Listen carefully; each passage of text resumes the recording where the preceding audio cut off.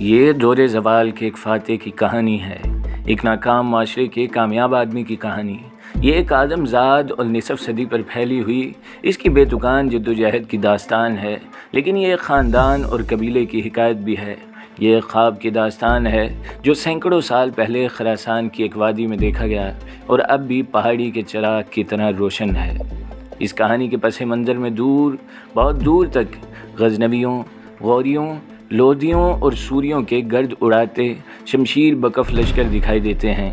ریگستانوں، وادیوں اور پہاڑوں میں اپنے سموں سے چنگاریاں اڑاتے گھوڑے جن کے شہسوار دم نہیں لیتے اور جن کی آنکھوں میں چمک کبھی ماند نہیں پڑتی۔ یہ مغل لشکر کے آخری سالار کی کہانی ہے جو اپنے قافلے سے بچھڑ گیا تھا۔ وہ 20ویں صدی کے وسط میں طلوع ہوا۔ اپنی شمشیر آبدار سے اس نے اپنے گرد و پیش کو چمک سے بھر دیا، لیکن وہ زمین کے سینے پر کبھی اکڑ کر نہ چلا۔ یہ ایک بچے کی کہانی ہے جس نے یتیمی میں پرورش پائی، لیکن محرومی اور تنہائی اس میں بے چارگی اور کم ہمتی پیدا نہ کر سکی۔ یہ 5 اشروں پر پھیلے ہوئے ایک مشکل، متنوع اور دشوار گزار سفر کی داستان ہے جو عزم و ہمت سے طے کیا گیا۔ یہ ایک مسافر کی داستان ہے جس نے کبھی اپنوں سے گلہ کیا اور نہ بیگانوں سے، زمانے کی شکایت کی اور نہ مخلوق خدا کی، جس نے کبھی ہاتھ نہیں پھیلایا اور کبھی مدد نہیں مانگی۔ یہ کم آمیز اور سرفراز آدمی کی داستان ہے جس نے کبھی اپنے غم کی حکایت بیان نہیں کی اور جسے آخرکار اس کی کامرانیوں نے آسودہ کر دیا۔ ایک صاحب استقلال کی داستان ہے جو عمر بھر اپنے مقاصد سے جڑا رہا۔ اس کی ہر منزل سفر کا ایک پڑاؤ بنتی گئی۔ وہ آدمی جس نے جنگل کے سفر میں کبھی پلٹ کر نہیں دیکھا، جس نے اپنا دھیان کبھی بٹنے نہ دیا اور جس نے اپنی راہ کبھی کھوٹی ہونے نہ دی۔ وہ آدمی جس نے دباؤ، دھونس، دھاندلی اور خوشامد کے معاشرے میں اپنی ترجیحات پر سمجھوتہ کرنے کی ضرورت کبھی محسوس نہ کی۔ وہ آدمی جسے اس کی ماں نے آزاد جنا تھا، جس نے ایک آزاد آدمی کی زندگی گزاری اور شہادت کی موت پائی۔ نعروں، تقریروں اور دعووں کے شور شرابے کی اس دنیا میں جو اب ریلوے کے پلیٹ فارموں اور بسوں کے اڈوں کی طرح ہوتی جا رہی ہے، وہ ایک ایسا آدمی تھا جس کے پاس بہت تھوڑے سے لفظ تھے۔ ایک طویل، پرمشقت اور گناگوں زندگی اس نے ان تھوڑے سے لفظوں کے ساتھ گزار ڈالی تھی۔ وہ زندگی بھر دعویٰ کرنے اور نعرہ لگانے سے گریزاں رہا۔ وہ آدمی جس نے کبھی اپنے منہ پر ہاتھ پھیر کر کسی کو دھمکی نہ دی اور نہ ہی سینے پر ہاتھ مار کر کوئی اعلان کیا۔ منافقت کے شکار، ایک زوال پذیر معاشرے کا سچا اور کھرا آدمی، سچ کی طرح سادہ اور عناصر فطرت کی طرح کھوٹ سے پاک۔ ایک بے ساختہ آدمی کی حکایت ہے جس کے پاس اپنی ذات کے بارے میں چھپانے کے لیے کچھ نہ تھا۔ کوہساروں، درختوں اور آب رواں کی طرح ایک جانا پہچانا اور واضح آدمی۔ اس کی زندگی میں دیانت اور سچائی اس طرح تھی جس طرح شاخ شجر میں نمی اور رویدگی۔ فلسفی کے بقول وہ عمر بھر کیوڑے کے درخت کی طرح خوشبو لٹاتا اور اپنے ماحول میں اجالا کرتا رہا اور اسے اس کی خبر تک نہ تھی۔ یہ ایک چپ چاپ آدمی کی داستان ہے جو ہزاروں لاکھوں الفاظ میں بھی آسانی سے بیان نہیں کی جا سکتی۔ وہ آدمی جس نے اپنی زندگی میں طے کردہ تقریباً ہر ہدف کو حاصل کیا اور اس پر بھی کسی زام کا شکار نہ ہوا۔ ایک باوفا خاندان کی صدیوں پر پھیلی ہوئی حکایت کا آخری باب ہے جس نے نئی سرزمین پر ایک عہد کیا اور نسل در نسل اسے نبھاتے رہے۔ وہ خاندان جس نے مغلوں کا ساتھ دینے کی قسم کھائی اور اسے پورا کیا۔ یہ نسل در نسل عزم و ہمت کی ایک لازوال داستان ہے۔ زمند قبیلے سے تعلق رکھنے والے اس خاندان کی تاریخ میں حیرتوں کے کئی باب ہیں اور ہر باب میں سوچنے والوں کے لیے نشانیاں ہیں۔ جنرل اختر عبد الرحمن کے جد امجد عادل خان کے خاندان کی کہانی مسلم بر صغیر کی ہی کہانی ہے۔ خیرہ کن عروج، المناک زوال، ذہنی شکست اور پھر سے خواب کی بازیافت کی کہانی ان بہادروں کے کارنامے تاریخ کا حصہ ہیں جو مرہٹوں اور راجپوتوں سے لڑے ہیں اور جنہیں پنجاب میں سکھ شورش کا مقابلہ کرنے کی ذمہ داری سونپی گئی۔ تاریخ کے نشیب و فراز میں وہ آخری ساتھ تک چغتائیوں کے ساتھ رہے جبکہ غروب آفتاب ہو گیا۔ اس خاندان کا سب سے بڑا کارنامہ اس آدمی نے سر انجام دیا جس سے اس کی توقع ہی نہیں رکھی گئی تھی۔ راکھ میں ایک چنگاری باقی رہ گئی تھی، اس سے الاؤ بھڑکا اور آسمان گیر ہو گیا۔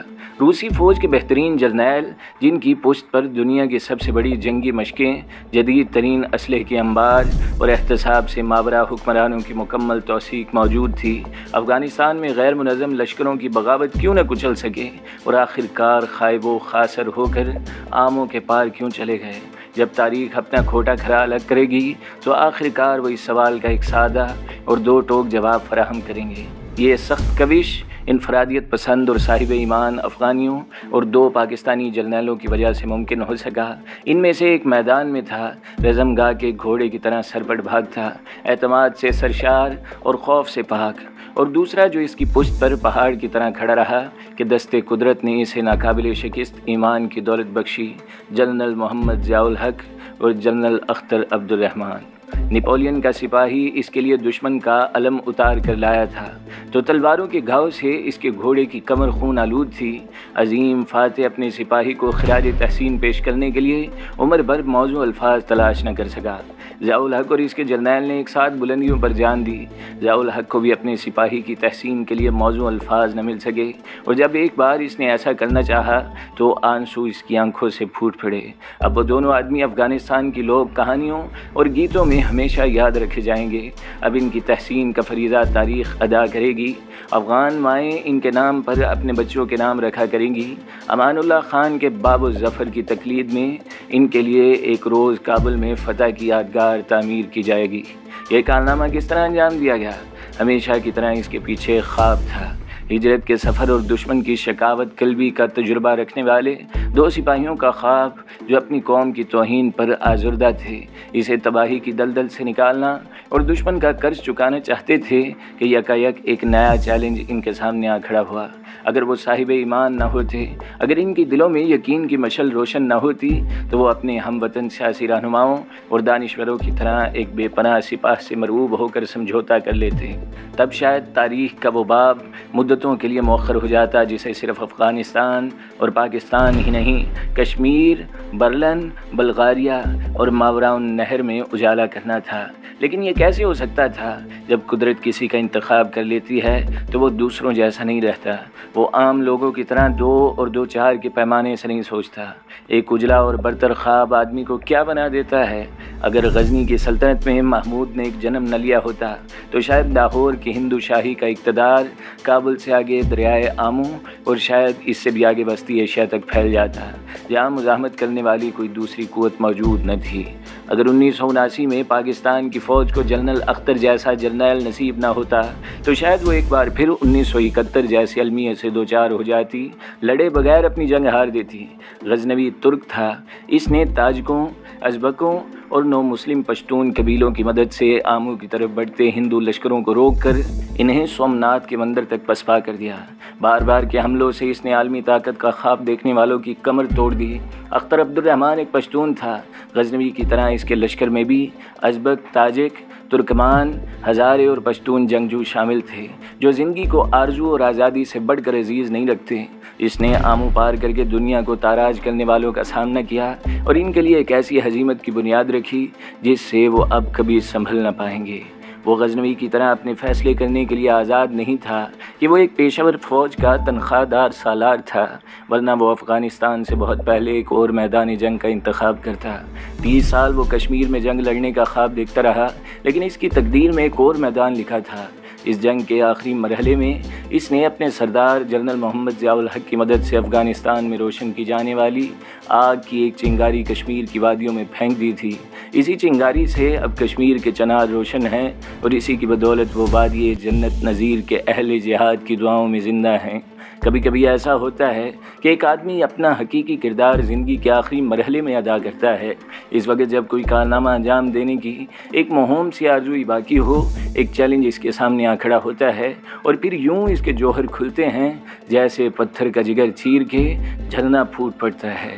لیڈروں کے لیڈر محمد علی جناح رحمۃ اللہ تعالیٰ علیہ اس وقت 64 سال کے تھے جب انہیں اپنی سیاسی زندگی کا سب سے بڑا معرکہ درپیش ہوا۔ اختر عبد الرحمن 1979 میں 55 سال کے تھے جب روس کی افواج قاہرہ افغانستان میں داخل ہوئیں۔ اگرچہ وہ پاکستانی فوج میں جنگوں کا سب سے زیادہ تجربہ رکھنے والے جرنیل تھے، لیکن یہ ان کے سان گمان میں بھی نہ تھا کہ یکایک انہیں ایک ایسی جنگ سے واسطہ پڑے گا جس کے بارے میں کبھی سوچا تک نہ تھا۔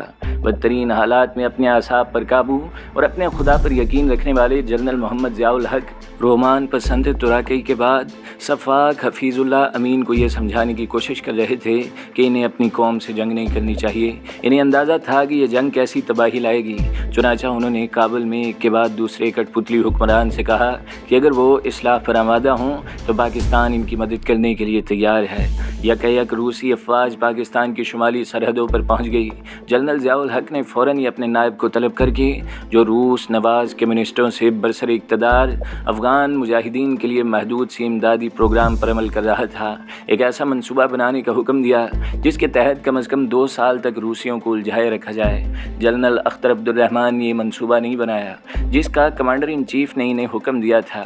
اس کے برعکس جب وہ چند روز کے بعد اپنے سردار کے پاس پہنچ گئے تو ان کے پاس ایک اور منصوبہ تھا، روسیوں کو افغانستان سے نکال پھینکنے کا منصوبہ۔ جنرل اختر عبد الرحمن نے، جو صرف 7 ماہ پہلے 3 اسٹار جنرل بنائے گئے تھے، اس شخص کے سامنے اپنے منصوبے کی وضاحت کی جو دوسروں کی بات ہمیشہ توجہ سے سنتا تھا اور جسے سپاہ گیری سے عشق تھا۔ انہوں نے کہا، روسی خطرے کے بارے میں ان کی رائے دہی سے، جو پاکستان کو درپیش بھارتی چیلنج کے بارے میں ہے اور جس سے کمانڈر ان چیف بخوبی واقف ہیں، انہوں نے کہا کوئی فوجی اول روز سے دفاعی پوزیشن اختیار کر کے کامیابی حاصل نہیں کر سکتا، اور یہ کہ دشمن کو خوفزدہ کر کے ہی اپنا مقصد حاصل کیا جا سکتا ہے۔ بھارت کی بات دوسری تھی، لیکن کیا سوویت یونین ایسی سپر پاور کے ساتھ ویسا ہی جارحانہ رویہ اختیار کیا جا سکتا تھا؟ کیا روسیوں کو زج کر کے افغانستان سے بھگایا جا سکتا ہے، جو ٹینکوں اور بختر بند گاڑیوں کے ساتھ دیہاتوں پر یلغار کرتے ہیں اور ان کے سروں پر Mi-24 ہیلی کاپٹر اور مگ طیارے پرواز کر رہے ہوتے ہیں؟ جنرل اختر عبد الرحمن کا جواب اسبات میں تھا۔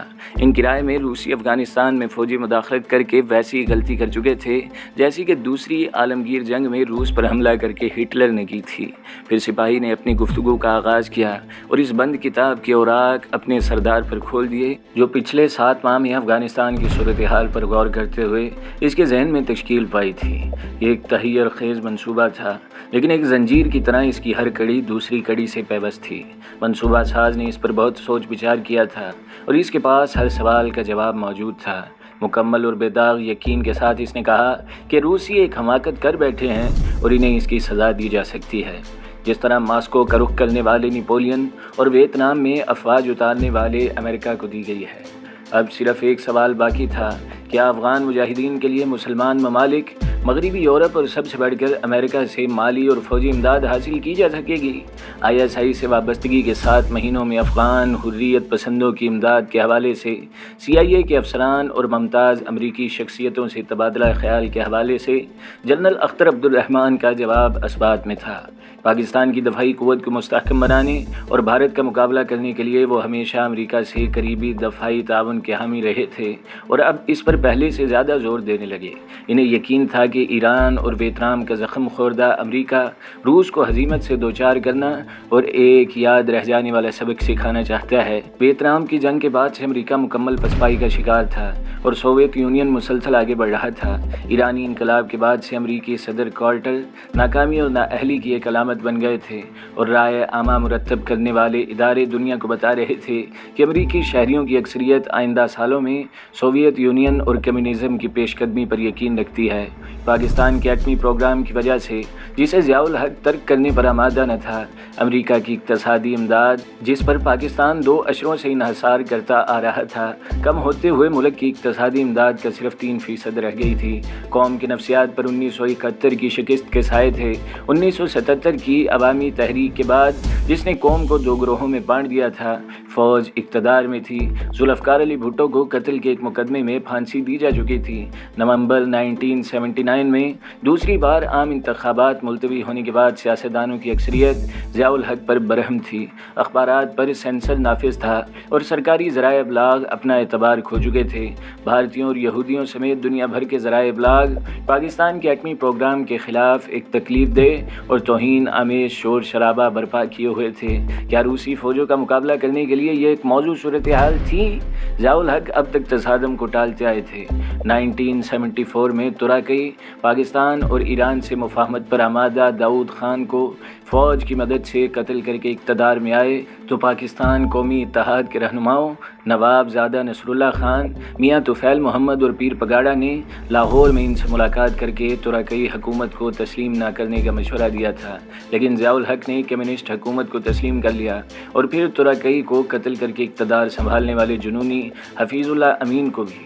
لیکن اب کابل کے تخت اقتدار پر کارمل براجمان تھے ظاہر شاہ کے ایک جرنیل کا بیٹا، جو اپنے ہم وطنوں کے اعتقاد کو حقارت کی نظر سے دیکھتا تھا اور جو پہلی بار پنج شبہ کے روسی ریڈیو اسٹیشن سے اپنے اہل وطن سے مخاطب ہوا تھا۔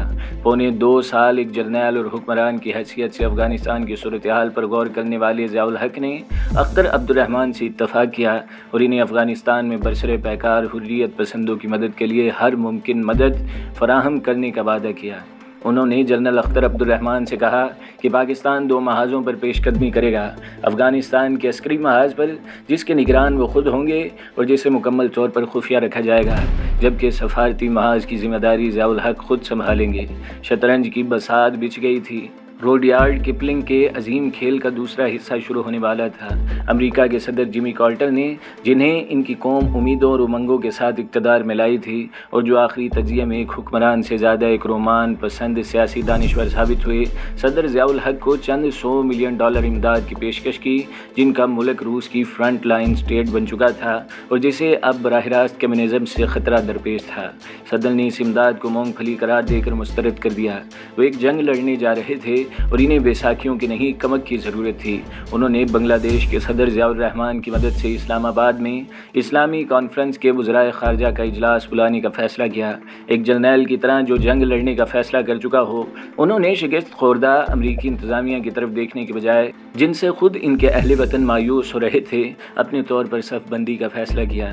اگر صدر ضیاء الحق کے اندازے درست تھے تو امریکیوں کے لیے جہاں قومی سلامتی کے نئے تصورات جنم لے رہے تھے اور کمیونسٹ روس کے مقابلے میں سخت گیر رویے کے حامی دانشوروں اور سیاستدانوں کی تائید و حمایت میں اضافہ ہو رہا تھا، آگے بڑھ کر پاکستان کی امداد کرنے کے سوا کوئی راستہ نہ تھا۔ وہ برسوں سے پاکستان کو اسلحی امداد مہیا کرنے سے انکار کر رہے تھے، لیکن اب انہیں اس کے ایٹمی پروگرام کو حلق سے اتارنا تھا اور اس پر شرائط مسلط کرنے سے گریز کرنا تھا۔ ضیاء الحق سے نفرت کرنے والے بائیں بازو کے دانشور اور سیاسی کارکن اپنی مسرت چھپا نہیں سکتے تھے، جن کا فکری سرپرست پاکستان کی سرحدوں تک آ پہنچا تھا۔ ترقی پسند اخبار نویس افغان انقلاب کا خیر مقدم کر رہے تھے، جو افغان دیہاتیوں کے لیے آگ، بارود اور لوہے کا تحفہ لایا تھا۔ پشاور سے کراچی تک سارا ملک خوف اور اندیشوں کی حکمرانی میں تھا۔ دیکھتے ہی دیکھتے افغانستان کی وسعتوں میں قومی بغاوت پھوٹ پڑی۔